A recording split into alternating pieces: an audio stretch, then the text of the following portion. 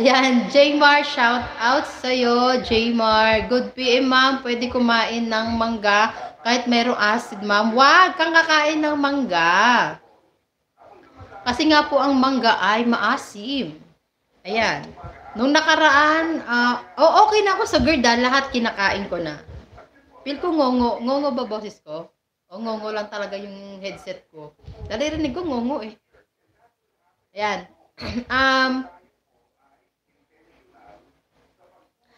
Huwag kang kakain ng mangga. Huwag kang kakain ng mangga. Ayan, tama ba? Inaayos ko lang yung aking ano, ayan. Kasi ako okay na ako sa GERD. Nakakain ko naman ng mga lahat ng gusto ko. Nagkasawsawan pa nga ako na maanghang. Pero iiwasan natin yung maasim. Kasi nung nakaraan kumain ako ng mangga, nag-iba yung pakiramdam ko sa dito ko sa dibdib ko, parang may alon, parang gumaganong-ganon yung pakiramdam ko. Ayan, parang umaalon yung pakiramdam ng dibdib ko. Tapos ang ginawa ko, nag-inom ako ng Gaviscon. Kaya bawal po talaga sa atin ng maasim. Ayan, kanta na ako. Shout out sa'yo, Jaymar. Ayan. Yung pagmamahal ay nakamtan. Sana di na magising ang mga ngarap man din. Kung ang buhay na makulay ay tatahakin. Minsan ay madarapa, minsan din ay luluha. Piling ba ganda boses, no? Sige. Di ka na. Kahit hinog, ma'am, inihaw, bangus, ma'am, pwede yan. Inihaw na bangus, pwede po yan, inihaw na bangus. Masarap po yan. Ayan na, pwede sa atin yung inihaw na bangus. Mas okay pa nga yung inihaw na bangus kaysa sa prito, di ba? Yung hinog, pwede po yan, pero isang pisngi lang, huwag kang sasobra. Hinog lang ha, huwag sasobra. Mas maganda sa ating prutas talaga saging. Ayan. Kaya naman, ang iyong pagmamahal ay na... Kada tanong gano'n, no? Tapos kanta ulit, sige. Ang iyong pagmamahal ay nakamtan. Sana'y di na magising kung nangangarap man din. Kung ang buhay na makulay ay tatahakin. Hindi ko alam kung tama yung lyrics ko. Minsan ay nadarapa. Skywalker, shout out sa'yo. Pwede nga po ba ang mangga hinog, yung piko? Pwede po siya, sir. Sir Sky. Nakalimutan ko na yung pangalan ni Sky eh. Yan. Pero kilala ko na siya. Close po kami ni Sky. Yan. Pwede po hinog na mangga, pero wag lang po sa sobra. Ayan. Bagay lang po sa atin na isang pisngi. Kung maliit yung mangga, isang buo. Ayun. Pero wag lang po kakain ng ano. Yan si Renante. Hello. Yan. Wag lang po kakain ng ano, ng hilaw. Kasi aaminin ko, okay na, malakas na po ang loob ko, okay na ako sa lahat ng pagkain. Ang iniiwasan ko lang kamatis, sibuyas. Minsan kasi 'di ba sa burger may sibuyas na hilaw, 'yun. Hindi po talaga sa atin pwede 'yun. Basta yung sibuyas na hilaw na kinakain-kain na sa mga salad-salad, sa mga sisig, ayan, bawal 'yun. Grabe nasumpong na naman GERD ko pagkakain ko ng oatmeal. Yung oatmeal po ba rin natin, naglagay ka ng ano, ng gatas? Pwede ka po kumain ng oatmeal, basta ano lang, ang gamitin mong sugar, yung ano, muscovado sugar. Ayan, wag yung kristal ha. Wag yung kristal, dapat yung muscovado, yung natural. Ayan. Pero kasi, kung masanay ka rin nante sa ano, sa kanin, magkanin ka na lang, wag ka mag-oatmeal. Ayan, kasi minsan yung tiyan natin, ano eh, yung kanin po kasi, may nakikita, wait lang, nakikita. Yan. Yung kanin po kasi, pampasaya po siya ng buhay. Ayan, totoo po yun. Yung 'pag kumain ka ng kanin may kakaibang ano, may kakaibang feeling, ayan. Na-e-enjoy mo, eh, masaya siya, eh, pampasaya siya tapos pampalakas po siya ng katawan talaga yung kanin, energy, ayan. Kaya kain po tayo ng kanin kahit ano lang, sakto lang 1 cup ganyan. Hindi po, wala po ako nilagay, plain lang. Hindi na nga po ako nakain ng may sugar. Plain lang, pero may lasa naman yung kinain mo. Ah, sa atin po kasing may mga GERD, hindi naman po tayo pwede kumain ng matabang. Ayan. Dapat po yung kinakain natin masarap din po, yung may lasa, yung mag-e-enjoy po tayo. Kasi po mas lalo po nakaka-stress kung iiwas po natin yung sarili natin sa lahat ng ng bawal. Ayan. Ako, sinabihan ako ng doktor, oo, sinabihan ako dati ng doktor na bawal yan, bawal to, bawal. So, ang pumasok sa isip ko, ano na lang ang kakainin ko? Siyempre, gusto kong gumaling eh. Naglaga lang ako ng gulay, walang lasa. Kanin, eh yung kanin wala naman lasa. So, hindi ko na-enjoy. So, sa loob ng 5 months, nanghina ako. Hindi ako na-enjoy sa kinain ko. Kasi, yun lang yung pag-explain ng doktor eh, bawal yan, bawal yan, bawal yan. Eh, naiinggit na ako sa pamilya ko. Kumain ako, unang kinain ko nga po, burger ng Jollibee. Ayan, kasi nag-crave ako sa Burger King. Pero dahil nga Burger King, masyadong malaki, ang kinain ko lang po yung burger ni Jollibee. Yung simpleng burger lang ni Jollibee, yung walang cheese, yon may mayonnaise lang, yun lang kinain ko kasi walang sibuyas. Doon ko na masaya ako, nakakain ko yung gusto ko.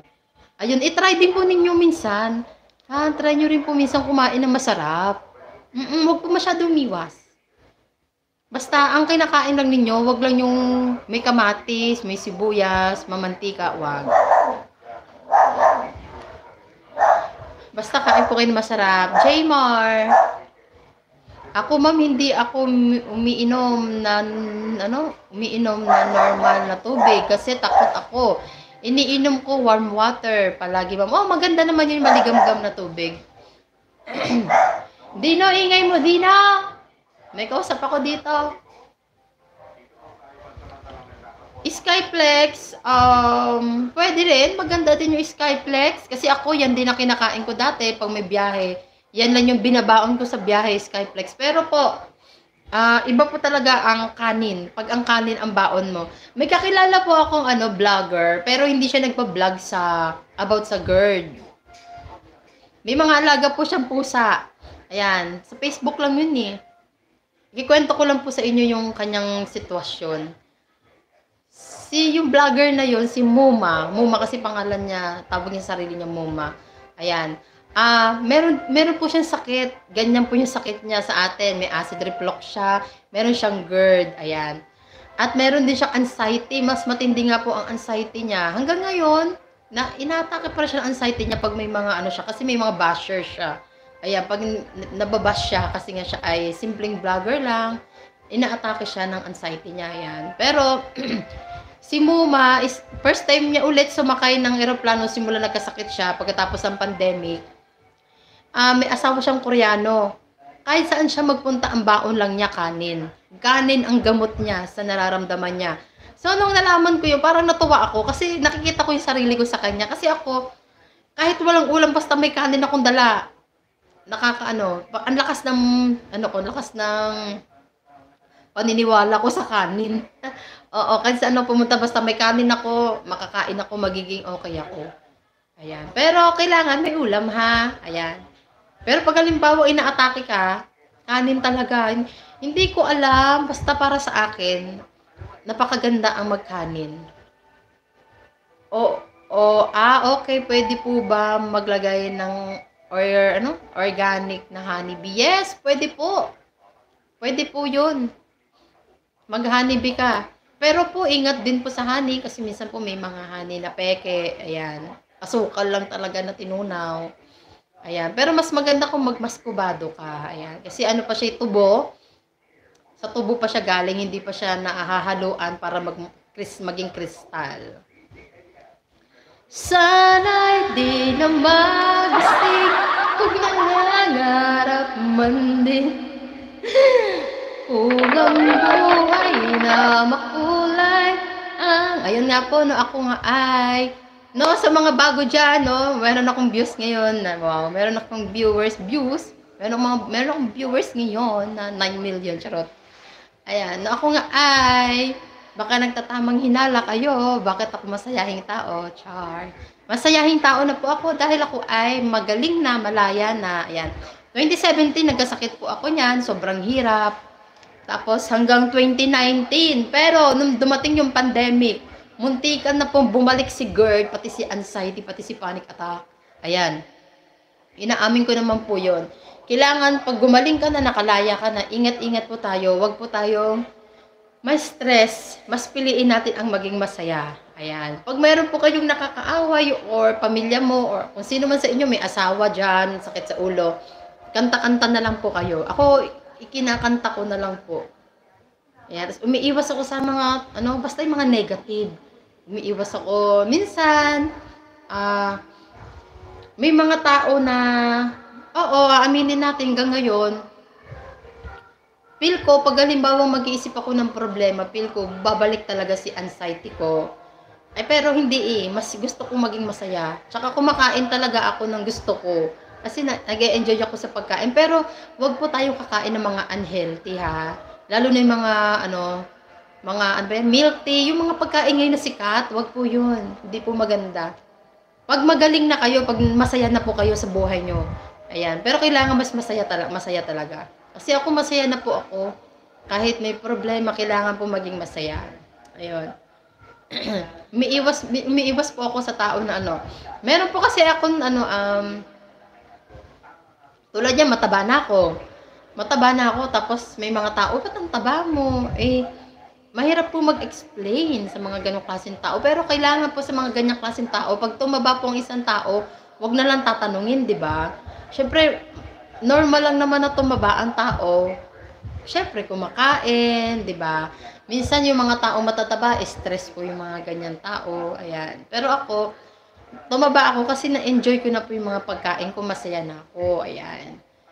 Tapos, meron akong may tao na nakakasama ako na yung parang feeling niya sexy siya, ipaparinig niya sa akin, parang ang payat niya, sexy niya sa ganito. So, parang ayoko makasama yung ganong klaseng tao. Ayun. Umiiwas ako sa taong mga negative.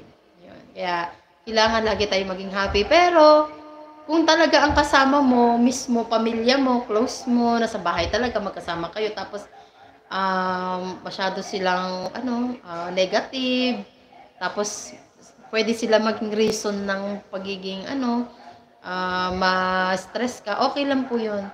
Tanggapin po natin sa sarili natin na kasama po talaga yun sa buhay. Ayan. Sabi niya, pareho tayo, Sky.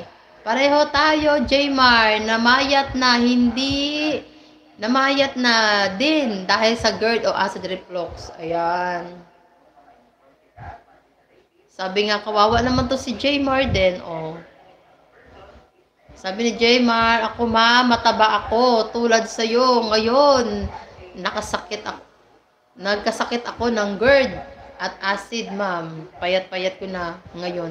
Opo, totoo yan. Talagang nakakapayat. Pumayat din ako, Kung dati payat na ako bago ako magka-GERD, mas lalo pa akong pumayat. Tapos, mabigat sa sikmura, parang meron nakadagaan na hindi maintindihan yung sikmura. Napakahirap. Tapos, parang kang nangihina. Pero, babasahin ko muna. Meron akong kwento sa inyo. Sabi niya, sabi naman niya ni Sky, pareho tayo, Jmar, namayat na din dahil sa GERD o acid reflux. Sis, nainom ka ba dati ng Bear Brand sterilized milk? Wag ka po iinom nun. Kahit sabi po, sterilized, wag po. Hindi na po maganda. Kahit sa mga tumatanda na sa atin, mga ganitong edad natin, kahit sabi wala tayong GERD, okay tayo, wala tayong sakit, hindi na po tayo pwede uminom ng gatas. Kasi siya, pwede po siya makapa-high blood. Kasi naman yan? Siya? Ano ba yun yung gatas ng baka? Para kang uminom ng sebo. Ayun. Tapos, kape, wag na po yun. Mas maganda, mag-inom ng yung luya. Pwede, alam ko pwede yung luya sa atin. Ayan. Kasi meron ako mga nakikita na nagiinom ng luya eh. Pero mas maganda, inom ka na lang talaga ng ano, yung honey yan, yung pure honey. Tapos lagyan mo ng ano, ng basta yung mga tea na pwede sa atin, yung mga gawa-gawang tea lang. May malunggay tea, pwede yan eh. Alam ko yung dahon din ng luya, pwede. Ayan. Tapos yung luya, pwede rin yung luya. Pero yung luya, parang ipapatong mo na lang yung luya. Wag mo na lang masyadong pigain na pigain. Kasi pag piniga mo masyadong ano eh, may pagkamaanghang. Yun. Tapos sabi niya, ay, sorry. Paano ba sis tataba ulit? Yun na nga po, vitamin B. Tapos kumain ka ng masarap. Kumain ka ng masarap. Kumain ka ng masarap. Ayun. Kumain po ng masarap. Yun po talagang sikreto. Ako. Ayan. Ako kasi, yun talaga yung sikreto ko. Nung tumaba ako, nag-vitamin B ako. Kumain ako ng masarap. Kasi talagang ano eh, naawa na ako sa sarili ko eh. Nanghina ako eh. Pumayat ako eh. Kaya kumain ako ng masarap. Tapos yun. Ayun na nga, ikikwento ko sa kanya yung kilikili ko. Kikita. Ayan. Kwento ko nga sa inyo. Noon dati, nung kasagsagan ng kapayatan ko dahil sa GERD, nag-alaga ako ng pusa. Ayan. Nag-alaga ako ng pusa na ano pa siya, baby pa siya, pinanganak siya ng mama niya. Tapos, inalagaan ko siya, lagi ko siyang katabi. Ayan, nakakatulong. Nakakatulong po yung mag-alaga ng pusa. Or aso, yung mga tuta. Ayan. Tapos, basta yung ma-enjoy ka, yung malilibang ka. Kasi minsan, nagpapahirap sa atin yung ano, umiiko pa. Minsan kasi yung nagpapahirap sa atin yung anxiety. Pag ang in-anxiety ka, dumidiretso po kasi yung pakiramdam sa tiyan, para siya naninigas. Yung tiyan natin, tapos nahirapan tayo huminga. Kaya ako dati, ang ginagawa ko, ako lang mag-isa sa bahay. Kasama ko lang yung pusa na baby. Ayan, hanggang sa lumaki siya ng mga 1 month, 2 months. Dati hindi ako nakakatulog noon. Nakaupo lang ako, nanonood lang ako sa TV, nakakaidlip lang ako pag nakasandal lang ako sa sopa. Tapos simula nung medyo lumalaki na siya, makulit na siya, napipil ko na masaya ako sa kanya. Tapos napipil ko may kasama ako sa bahay. Nasubukan ko humiga sa sopa na nakahiga talaga, nakatulog ako. Kahit magulo siya, nararamdaman ko na may kasama ako. Ayun, malaki po yung naitulong sa akin ng pusa ko. Ipapakilala ko yan sa inyo pag mag-vlog ako. Hanapin ko yung picture namin. Kasama ko siya. Nung payat pa ako no, tapos halata pa sa mukha ko no na kahit maganda ako doon sa picture, halatang may sakit ako. Kapal ang mukha. Kaya yun. Alaga po kayo ng pusa.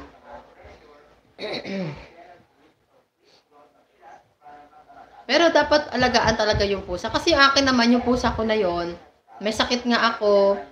Tapos iniwan ko. Pumunta kami ng pamilya ko dito sa Bacolod. Nagbakasyon kami. Tapos ang ending, kasi kulay itim siya. Cute talaga siya. Kulay itim na may halong gray. Si Negrita. Pangalan niya Negrita. Ayun. Nung pag-uwi ko, natapakan siya. Napisa yung tiyan niya. Pero naglalakad pa siya gapang-gapang. Parang hinintay lang niya ako. Mga 1 week kami dito sa Bacolod.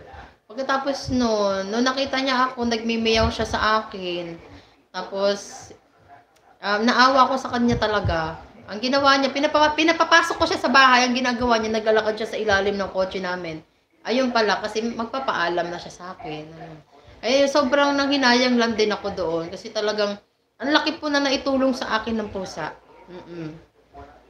Naalala ko pa nga yun, ayun yung, naging happy ako nung may pusa ako. Tapos, kumakain ako ng kung ano yung gusto kong kainin. Pero pa konti-konti lang, basta makain ko lang, nag-enjoy ako konti. Malaki po na itulong sa akin ng pusa. Syempre po, unang-una, si Lord po yung nagbigay ng pusa nun sa akin. Ayan. Kasi syempre, gusto ni Lord nagpipray kasi ako na maging masaya na ako, maging okay na ako, makain ko yung gusto ko. Ayan. Syempre, gumawa ng daan si Lord para maging masaya ako. Kasi lagi lang ako nakaupo takot ako Ayun, simula nung nagkapusa, ayan. Pero nandoon pa din yung feel na na nahihirapan pa rin ako huminga, pero mas siya, napag-aaralan ko. Tapos basta very sweet ng pusa talaga. Pupunta siya sa akin, pupunta siya dito. Ayan. Pero Nung nagkaroon ako ng asong chihuahua, ipinagpalit niya ako sa chihuahua. Pero ano naman, naging mag-close lang sila ng chihuahua ko. Kakargahin ko yung pusa, ayaw na niya, nagmimiyaw siya kasi gusto niya makipaglaro sa ano, aso. Pero yun na nga, bandang huli nga, nawala naman siya. Iniwan niya ako, Tapos yun, ano ba na nasabi ko? Naputol. Nawala, nakalimutan ko yung sinabi ko. Basta yun, basta happy ang may alagang pusa. Dati may pusang ligaw dito noon na medyo nalilibang nga ako. Kaya lang, sa sobrang tapang naman ng aaway ng iba nga pusa. Tapos nung hindi ko na siya napakain, kasi umalis ako, nagalit sa akin, kinagat ako sa binte. Hello Edmond, shout out sa'yo. Yan, ano yan? Yan, ano daw, hello everyone daw, sabi ni Edmond, ayan. Ayun po, siguro po yung pusa, lalaki. Akin kasi pusa ko na yung babae. Oo, mas maganda mag-alaga ng pusang babae kaysa sa lalaki. Ayun, ang babae po kasi very sweet, hindi kanya iiwan kahit manganak siya. Ang lalaki kasi yung pusa, pag lumandi na siya, ayan, lumandi yung lalaking pusa, iiwan ka niyan. Hindi na inuuwi lang yung paggutom. Kasi ang dami-dami kong pusa eh. Pero ngayon, wala akong pusa ngayon dito kasi ano na sila, iniwan namin, ibinigay namin, yung isang pusa na lang yun eh. Ibinigay namin sa sa close friend ng aking anak, ganon. Aso lang kasama ko nandito yung mga baby ko. Kaya yun. Pero malaki po talaga na itulong din sa akin ng pusa. Naging happy ako. Ayan. May gagawa ko ng video na ipapakita ko siya sa inyo. Ayan. Very sweet talaga siya. Dahil sa kanya, natuto ako magtupi. Ayan, magtupi ulit. Ayan. Kasi pag magtutupi ako ng mga damit, pupunta siya sa planggana. Makikipagharutan siya dun sa mga hanger. Ayan. Sobrang sweet talaga. Ayan. Kaya na-happy ako nung may pusa ako. No, oras na. Aray ko may nakita ba? Ayan. Ngalay naman hid kasi pa ako eh. Ni-stretch ko muna. Mga 5:30 siguro mag-end ako. Kasi ako ay magsasaing. Merry Christmas. Christmas pa rin dito sa bahay. Ayan, kasi sobrang busy ko. Di ko na tinanggal yung Christmas tree. Ayan.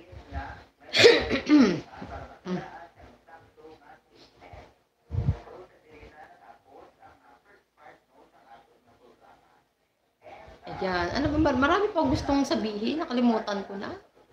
Ano ba yan? Basta, dapat, lagi niyong gagawin na, maligo kayo. Alam niyo, sinong takot dito maligo? May takot sa inyo maligo, no? Kasi dati takot ako maligo. Nung may GERD ako.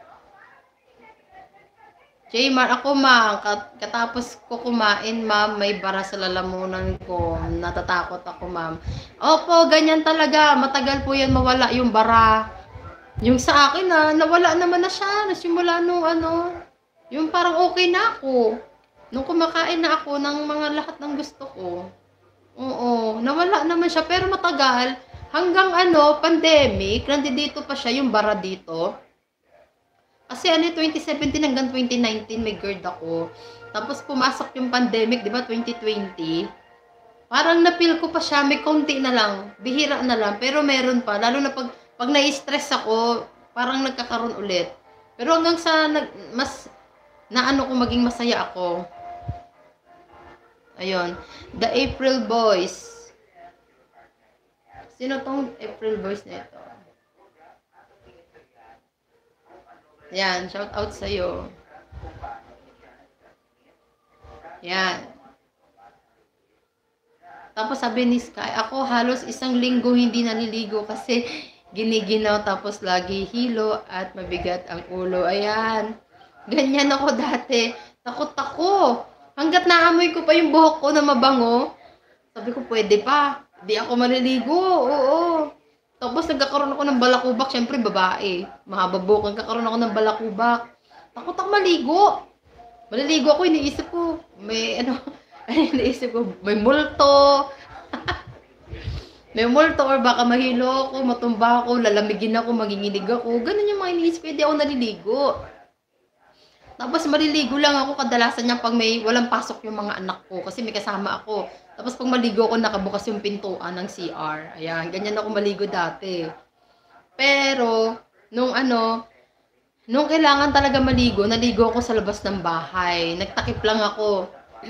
Pero meron naman kaming meron kaming garahe. Sa garahe ako naligo, tapos nagtakip lang ako ng trapal. Ayan.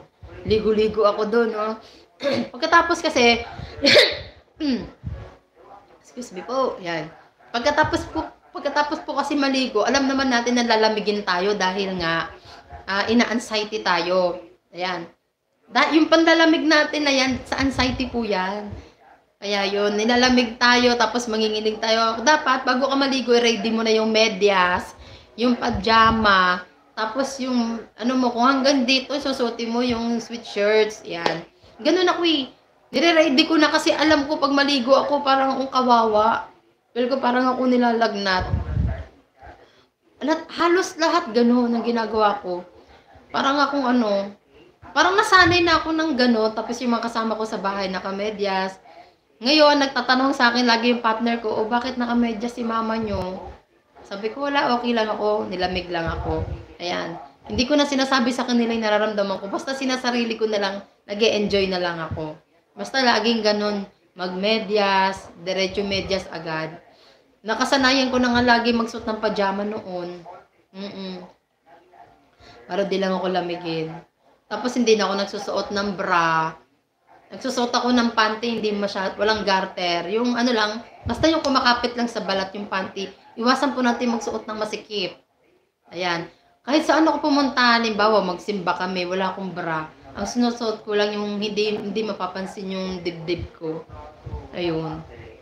Pero, kailangan may bra talaga. Hindi maiwasan na hindi magbra. Nag-aano lang ako, yung nagsusuot ako ng makapal para iwas lang. Hindi mapansin yung dibdib ko. Ako ma'am, takot ako maligo. Hindi ako naliligo ma'am kasi masama din pakiramdam ko ma'am. Ayan, dalawa na kayo ni Renante, ni Sky. Di na kayo naliligo. Ha, ang babaho nyo na niya. Ayan, hindi. Normal lang po talaga yan sa atin no may mga sakit na ganyan. May iba dyan, mga nakikinig sa taas. Tingnan nyo. May mga nakikinig sa taas. Hindi rin naliligo yung mga yan. Nahiya lang sabihin. Diba? Ako nga, inamin ko, di rin ako naliligo eh. Pero naliligo na ako. Pero, maligo pa rin kayo. Kasi kailangan yun eh. Kasi baka mamaya, magkaroon tayo ng meron akong isang Facebook page. Marami silang may ganyan po sila ring sakit katulad sa atin. Pero marami silang napapansin sa skin nila. Ay, maya darating na yung partner ko kasi nakakotse pala yun. Na oras na. Malayo pa naman yung 5:30. Ha? Partner ko nga. Ayun. Marami silang napapansin sa skin nila. Ayan. Kasi nga po, baka nga na sila. Baka matagal lang nga sila ring walang ligo. Di ba? Kaya kailangan maligo po. Pag maligo kayo, ang gamitin ninyong panligo, maligamgam na tubig na, pero dapat naka-ready na lahat. Pamunas mo, medyas mo, pajama mo, ayan yung damit mo na para hindi ka lamigin, ha? Ganon po. Pero naligo na ako kanina kasi kinakati na ang ulo ko, balat ko lalo, hindi na makatulog, nag-iinit lang ako tubig para warm yung panligo ko. Oo, kailangan po talaga. Ayan. Tapos isa sa pag-aaral, nabasa ko po yan sa Google, ang maligo tuwing umaga, nakaka-flush out po siya ng anxiety. Ayan, nakakabawas po siya. Mare-refresh ka. Nabasa ko po yan sa Google. Kaya maganda po ang maligo. 'Di ba? Magligo ka sa umaga, kain ka muna, mag-almusal ka muna para may laman na yung tiyan. mas maganda kung maligo ka katulad ng ginagawa ng may mga bata sa madaling araw. Yan. Paggising mo, syempre, manalangin ka muna, magpasalamat ka muna kay Lord, may panibagong buhay ka na naman. At sa panibagong araw na ito, mapagtagumpayan mo yung buong araw na may ganyan kang karamdaman, no? Hingi ka rin ng kagalingan kay Lord. Pagkatapos mag-almusal ka, magpa-thank you ka kay Lord sa kinakain mo. Kasi yun po ang kailangan eh, na pasalamatan mo yung lahat ng biyaya. Pagkakain mo, yun habang ako kumakain, mag-init ka ng tubig, ng panligo mo. Madaling araw nyo gawin yun. Siguro maganda, mga 4, yan, mga 4, 5, yan. Tapos, pagkatapos mo kumain, yun na. Ay, wag pala. Ano bang dapat? Wait lang. Kasi pag kumain ka, tapos maligo ka, medyo mahirapan matunaw pala yung kinain. Magiging bloated ka.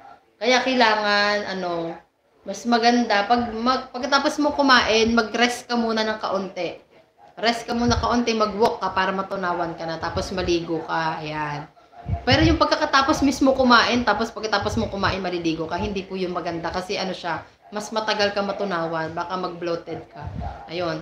Kailangan pagkatapos mo kumain, rest ka muna ng kaunti. Hindi yung magre-rest na upo ka, ha? Yung pahinga ka muna, lakad-lakad, patunaw. Pagkatapos, maligo ka na maligamgam na tubig, i-ready mo na yung susuotin mo para hindi ka lamigin. Pagkatapos, pagkadating ng 6 o'clock, pag lumabas na yung sunlight, mag-sunlight ka. Yun. Tapos, pakiramdaman mo yung buong araw mo. Pag natamaan ka na ng sunlight, pakiramdaman mo kung mas maganda ba yung ginawa mo na to ngayong araw na to o mas maganda yung mga ginagawa ko dati na hindi ako gigising na maaga tapos hindi ako naliligo, hindi ako nagpapa-sunlight. Ayan. No? Mas meron kang pagkakaiba na mararamdaman sa panibagong routine na gagawin mo. Kaya yun. Kaya ngayon, 5 minutes before, hindi 5 minutes. 3 minutes na lang bago mag 5:30. Kaya yun, ha? Kasi ako ganun ginagawa ko, maliligo ako dati. Hinahabol, ko yung time ng mga anak ko. Maliligo ako habang nandiyan pa sila sa bahay. Kasi aalis sila pupunta ng school. Kaya habang nandiyan sila sa bahay, naliligo din ako. Sumasabay ako sa anak kong bunso. Ayun, ang ginagawa ko. Pagkatapos nun, dahil naligo na ako, edi, bahala na ako ano yung gagawin kong libangan. Maglilibang ako, ayan. Sunlight. Pagtapos ng sunlight, pinipilit ko po talaga na meron akong gawin kahit nahihirapan ako. Basta nag-ano lang ako, meron akong music na pinapakinggan. Praise and worship po yung pinapakinggan ko, yung mga kantang papuri sa Diyos. Ayan, kasi po mas nakaka-refresh po siya ng utak, ng isip. Nakakabawas po ng anxiety. Kaya yun. Yun yung ginagawa ko. Pagkatapos, ano pa? Ayun lang. Pagkatapos ng lahat ng yun, isinama ko sa buhay ko yung pagbabasa ng Bible. Nung simula nagkasakit kasi ako, talagang doon ako tinawag ni Lord nung nagkasakit talaga ako. Wake up calling po yun. Wake up call. Wake up calling. Parang ganon yun. Ang katay ng kilig-kilig ko. Wait lang. Kaya yun babasa ako ng Bible. Tapos yun, nanood na ako ng TV. Mga libangan. Ayan.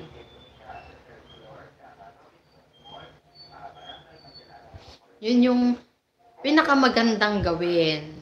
Ayan. At syempre, malapit na yung oras. Ayan, no? Bukas, tatry ko ulit mag-live. Kasi mas maganda talaga mag-live kaysa mag-video. Ano ba ito? Sobrang kate, Ako yata hindi naligo, Char. Ligo ako, syempre. Ayan. Ayun na nga po mga ka-guardmates, maraming salamat at sana bukas, pag ako mag-live ay nagjadyaan pa rin kayo. Naghintay. Hindi, syempre magpa-pop up naman po yan Kaya yung mga ka-guardmates, marami pa tayong pwedeng pag-usapan. Kate talaga. Sige po, bye-bye! Bukas po, kita-kita tayo, bye-bye!